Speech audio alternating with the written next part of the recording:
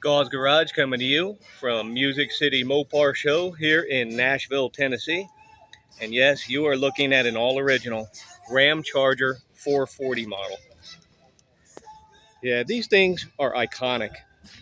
The way they're shaped, they're the hot commodity lately. Um, Everybody seems to want one.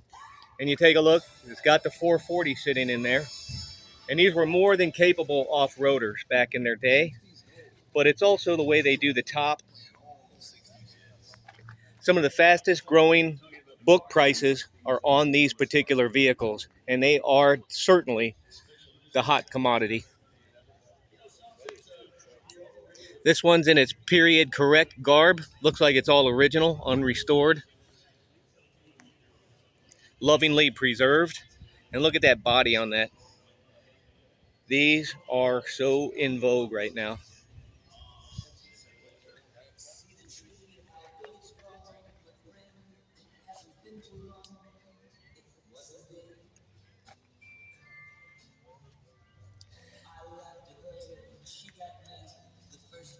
I think that would still qualify as patina.